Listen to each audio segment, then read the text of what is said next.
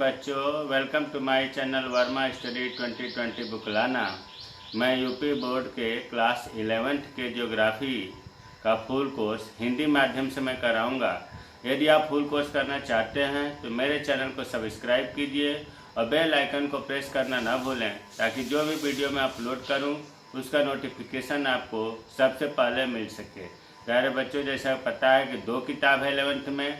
इस समय जो चल रहा है भौतिक भूगोल के मूल सिद्धांत चल रहा है, इसमें चैप्टर दूसरा चलेगा। चैप्टर दूसरे का नाम है पृथ्वी की उत्पत्ति एवं विकास, जिसमें आज हम लोग पढ़ेंगे पृथ्वी की उत्पत्ति कैसे हुई। इस पाठ में यही पढ़ना है कि पृथ्वी की उत्पत्ति कैसे हुई, ब्रह्मांड की उत्पत्ति कैसे हुई, सौरमंडल की उत्पत्ति कैसे हुई, तारों की उत्पत्ति कैसे हुई। तो पृथ्वी की उत्पत्ति की परिकल्पनाएं का मतलब सिद्धांत से है। पृथ्वी की उत्पत्ति के बारे में 2 परिकल्पनाएं प्रसिद्ध हैं। एक है विकासवादी सिद्धांत और दूसरा है प्रलयवादी सिद्धांत। विकासवादी सिद्धांत जैसे कि नाम से लग रहा है कि किसी चीज़ में विकास हो, वृद्धि हो, विकासवादी में होगा। और प्रलय का मतलब हुआ कि उसमें कुछ विध्वंस होगा, उसमें प्रलय होगा, इसलिए इसका नाम प्रलयवादी सिद्धांत रखा गया। एक और नाम है विकासवादी सिद्धांत को कहते हैं अद्वैतवादी परिकल्पना। परिकल्पना का मतलब हाइपोथेसिस सिद्धांत से है। प्रलयवादी का दूसरा नाम है द्वैतवादी परिकल्पना। तो अब हम जो है इसे लेकर चलेंगे कि पृथ्वी की उत्पत्ति के बारे में जो वैज्ञानिकों का विचार है, सिद्धांत है, वो 2 तरह का है। एक है विकासवादी सिद्धांत और दूसरा है प्रलयवादी सिद्धांत। विकासवादी सिद्धांत में मेन जो बात यह है कि पृथ्वी की उत्पत्ति एक तारे सूर्य से मानी जाती है। सूर्य भी एक तारा है और एक ही, यहाँ ध्यान देना है कि जितने भी विकासवादी सिद्धांत के भूगोल शास्त्री थे उनका ये मानना था कि पृथ्वी की उत्पत्ति जो है सूर्य से हुई है। उसमें मुख्य रूप से जो भूगोल शास्त्री थे वो बफन थे। इन्होंने 1745 में अपना विचार दिया था कि पृथ्वी की उत्पत्ति सूर्य से हुई है। कांट थे 1755 में, 10 साल बाद बफन के इन्होंने अपना विचार दिया। ये भी इस बात से सहमत थे कि पृथ्वी की उत्पत्ति एक तारे से अर्थात सूर्य से हुई है। और 1796 में लाप्लेस नामक भूगोल शास्त्री ने भी विचार दिया कि पृथ्वी की उत्पत्ति सूर्य से हुई है। लाप्लेस के जो परिकल्पना थी, जो इन्होंने विचार दिया, उसका नाम है निहारिका परिकल्पना। अब आते हैं प्रलयवादी सिद्धांत में। प्रलयवादी सिद्धांत में जो भूगोल शास्त्री थे उन्होंने ये माना था कि पृथ्वी की उत्पत्ति एक या एक से अधिक तारों के संयोग से हुआ है, परस्पर क्रिया से हुआ है। इसका मतलब कि विशेषकर 2 तारों से ज़्यादातर इस बात से सहमत थे कि पृथ्वी की उत्पत्ति एक तो सूर्य हो गया तारा, एक और दूसरा तारा, इन दोनों के संयोग से, इन दोनों के आपसी क्रिया से पृथ्वी की उत्पत्ति हुई है। इसमें जो भूगोल शास्त्री थे वो मुख्य रूप से चैम्बरलेन और मोल्टन, इन दोनों ने 1905 में जो विचार दिया, जो परिकल्पना दिया, जो सिद्धांत दिया, उसका नाम रखा गया ग्रहाणु परिकल्पना। और उसके बाद जीन्स और जैफरे ने, बल्कि जीन्स कहिए जेम्स जीन्स ने 1919 में जो विचार दिया था उसका नाम है ज्वारीय परिकल्पना। रसेल ने विचार दिया था, उसका नाम है द्वैतारक परिकल्पना। ये खूब पूछा जाता है कि प्रलयवादी सिद्धांत के 2 भूगोल शास्त्री के नाम बताइए, विकासवादी सिद्धांत के 2 भूगोल शास्त्री के नाम बताइए, निहारिका परिकल्पना किसने दिया, ग्रहाणु परिकल्पना किसने दिया, ज्वार परिकल्पना किसने दिया, इनके सन भी पूछे जाते हैं।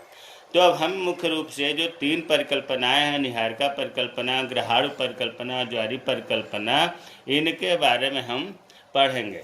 देखिए, निहारिका परिकल्पना, अभी ऊपर हमने बताया था कि लाप्लेस, इनका पूरा नाम था मार्क्विस डी लाप्लेस। शार्ट में लाप्लेस बोलते हैं, लेकिन पूरा नाम है मार्क्विस डी लाप्लेस। इन्होंने 1976 में इस सिद्धांत को, इस परिकल्पना को दिया। तो देखिए, यहाँ से लेकर के और यहाँ तक ये रटने से काम नहीं चलेगा। एक कहानी के माध्यम से एक चित्र के माध्यम से इसे आसानी से याद किया जा सकता है। तो सबसे पहले हम इसे यहाँ बता देते हैं कि देखिए, इस पृथ्वी की उत्पत्ति की बात चल रही है, तो सबसे पहले लाप्लेस ने ये बताया कि जो है बहुत बड़ा आग का गोला था। देखिए लिखा है एक धधकता हुआ गैस का पिंड, मतलब एक आग का गोला, मतलब गैस था लेकिन बहुत उससे धधकता अग्नि निकल रही थी, और गैस के पिंड को ही निहारिका कहा जाता है।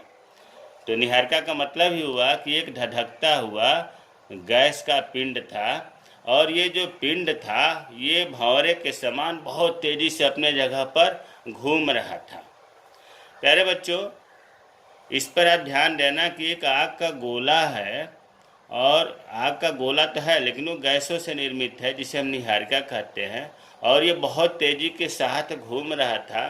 तो जो ऊपरी परत है उसमें जो तापमान था या जो गर्मी थी वो क्या हुई, आकाश में फैलने लगी। स्वाभाविक है, ऊपर की जो टेम्परेचर है, गर्मी है, वो चारों ओर फैलने लगा। अर्थात हमारे कहने का मतलब यह है कि ऊपरी परत ठंडा होने लगा, और जब ठंडा होना शुरू हुआ तो कोई भी वस्तु जब ठंडा ही होती है तो संकुचित होती है, सिकुड़ती है।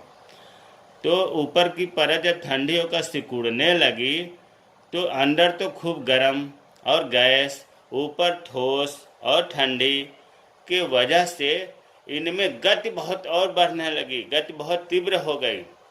और एक समय ऐसा आया कि इतना तेज ये घूम रहा था गैसी पिंड कि जो ऊपरी परत ठंडा हुआ था वो उतना गति नहीं कर पा रहा था जो अंदर का गर्म गैसी पिंड था। मतलब ऊपर की गति और अंदर की गति में भिन्नता होने लगा। क्यों? क्योंकि ऊपर ठंडा था, संकुचित था, और अंदर गैसी था, गर्म था। तो जब ये गति में अंतर होने लगा तो ये ऊपर का जो ठंडा था वो अलग हो गया, ये अलग हो गया, छल्ले के रूप में अलग हो गया, और ये भी घूमने लगा, छल्ला भी घूमने लगा। फिर इस छल्ले से फिर नया छल्ले का निर्माण हुआ। कहने का मतलब यह है कि इन छल्लों से जो ठंडा ऊपर होता गया वो अलग होता गया। इस तरह से 9 छल्ले बन गए, और यही 9 ग्रह का निर्माण किए। इनका नाम नवग्रह पड़ा, और एक ग्रह पृथ्वी है। तो निहारिका परिकल्पना से हम उम्मीद है कि समझ में आ गया होगा कि पृथ्वी की उत्पत्ति कैसे हुई। इस चित्र के माध्यम से, कहानी के माध्यम से आसानी से याद हो जाएगा, नहीं तो यहाँ से यहाँ तक रटने से काम नहीं चलेगा। इसमें मेन बात यही है कि इस एक धधकता हुआ गैस का पिंड था, वह बहुत तेज़ी से अपने जगह पर घूम रहा था। ऊपरी भाग गर्मी जो थी वो आकाश में फैलने लगी, जिसके कारण शीतल होकर संकुचित होने लगा, और संकुचित हो ठंडा होने के कारण गैस पिंड बहुत तेज गति से घूमने लगी। और अंत में एक ऐसा समय आया कि ऊपरी भाग जो है छल्ले के रूप में अलग हो गया। जो तेज़ी से घूमने रहे थे छल्ले भी घूम रहे थे, और यही छल्ले 9 छल्लों के रूप में, 9 ग्रह के रूप में कहलाए। तो ये निहारिका परिकल्पना थी। दूसरा है ग्रहाणु परिकल्पना। ग्रहाणु 1905 में, अभी ऊपर भी बताया गया था कि चैम्बरलेन ने और मोल्टन ने इसे दिया था। आपको यहाँ बता दूं कि ग्रहाणु परिकल्पना और ज्वारीय परिकल्पना ये जितने भी हैं ये 2 तारों से या 2 से अधिक तारों के संयोग से बने हैं, इसीलिए इन्हें द्वैतवादी या द्वैतारक परिकल्पना भी कहते हैं।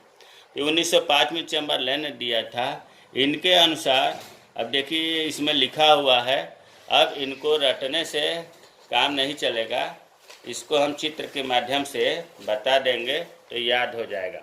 इसमें क्या हुआ कि एक जो है हमने सन, सूरज बना लिया, एक सूर्य तारा होता है, और आपको पता है कि इसमें 2 तारे होते हैं, एक इसका तारा दूसरा बना दिया, साथी तारा कह लीजिए या भ्रमणशील तारा कह लीजिए। अब हुआ क्या कि ये जो तारा है ये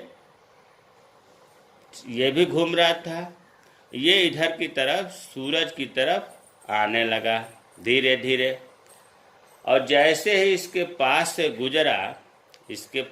गुजरा कौन, साथी तारा घूमते हुए, तो इसमें भी आकर्षण शक्ति थी, आकर्षण बल इसमें भी था। आकर्षण बल के कारण दो बात मैं बता रहा हूँ कि जो दूसरा तारा था, विशालकाय तारा, बड़ा ये भी था, वो जैसे ही सूर्य के समीप आया घूमते हुए, उसके आकर्षण बल से ये जो सूर्य है इसमें एक शिगार की उत्पत्ति हुई। शिगार का मतलब लपटे। अगर लपटे नहीं समझ रहे हैं तो आप समझ लीजिए कि मलबा या ज्वारी पदार्थ, मलबा ही कहना ज़्यादा बढ़िया रहेगा। शिगार इसके आकर्षण बल से जो ऊपरी पदार्थ था, मलबा था, वो ऊपर की उठा और जैसे ही यह और नज़दीक आया ये मलबा अलग हो गया और ये भी मलबा अलग हो गया।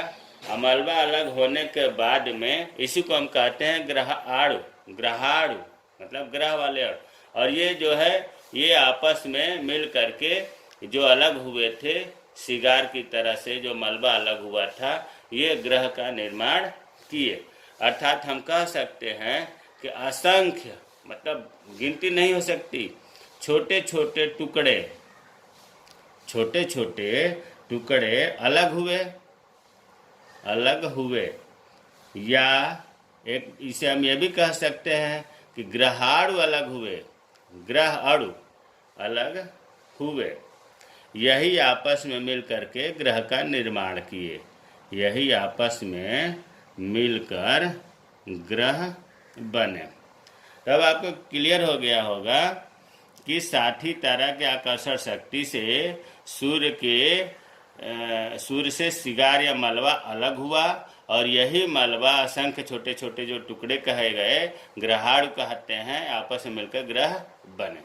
तीसरा है ज्वारी परिकल्पना। ज्वारी परिकल्पना भी यहाँ से लेकर के यहाँ तक रटने से काम नहीं चलेगा। इसको भी एक कहानी के माध्यम से सुनते हैं। जैसे एक सूर्य था, तारा, इसमें इसके साथ ही एक और हमने तारा बनाया, तारा भ्रमणशील तारा। ध्यान ये देना है कि ये जो तारा है ये आयतन में और घनत्व में सूर्य से भी बड़ा था, इसीलिए कहते हैं विशालकाय तारा। ये तारा जो है सूर्य की तरफ परिभ्रमण करते हुए बढ़ रहा था और जैसे ही सूर्य की तरफ बढ़ना शुरू किया तो इसमें भी आकर्षण शक्ति थी, घूम भी रहा, आकर्षण शक्ति इसमें बहुत ज़्यादा है। सूर्य के ऊपरी तल से ज्वारीय पदार्थ मतलब एक प्रकार से शिगार जैसी संरचना, शिगार लपटे जैसी, इसके आकर्षण शक्ति के कारण सूर्य के ऊपरी परत से उठी और जैसे जैसे ये तारा नज़दीक होता जा रहा था सूर्य के, वैसे वैसे ये लपटे बढ़ती जा रही थी और जैसे ही और नज़दीक हुआ तारा, इसके आकर्षण शक्ति के कारण ये अलग हो गया। जो ज्वारी पदार्थ था वो अलग हो गया और अलग हो करके इसके पास या इससे मिलना के लिए आने लगा। लेकिन बच्चों ये तारा जो है तब तक आगे बढ़ चुका था। कहने का मतलब यह है कि इसके पास से गुजरने के कारण, इसके आकर्षण शक्ति के कारण ज्वारी पदार्थ तो अलग हुआ, लेकिन ये ज्वारी पदार्थ इस तारा के पीछे न कर सका या इस तारे में न मिल सका और न ही वापस इस सूर्य में मिल सका। और इसमें भी आकर्षण शक्ति थी। इस आकर्षण शक्ति के कारण जो है अब तारा तो दूर चला गया, फिर ये सूर्य के चक्कर लगाने लगा, सूर्य के चारों ओर परिक्रमा करने लगा और यही जो है ज्वारी पदार्थ धीरे धीरे कई खंडों में बट गया और ठंडा हो गया। खंडित होकर ठंडा व ठोस बने जो ग्रह कहलाए। और सूर्य के आकर्षण शक्ति के कारण इन ग्रहों से उपग्रह भी बने। तो हमारे कहने का मतलब यह है कि थोड़ा थोड़ा अंतर है। ज्वारीय परिकल्पना में आपने देखा कि विशालकाय तारा नज़दीक आ रहा है, इसके वजह से सूर्य से ज्वार की उत्पन्न हुई, ज्वारीय पदार्थ अलग हो गया। वो ज्वारीय पदार्थ न तारा में मिल सका न वापस सूर्य में मिल सका, बल्कि आकर्षण शक्ति के कारण सूर्य की परिक्रमा करने लगा, जो आगे चल करके ग्रह कहलाए।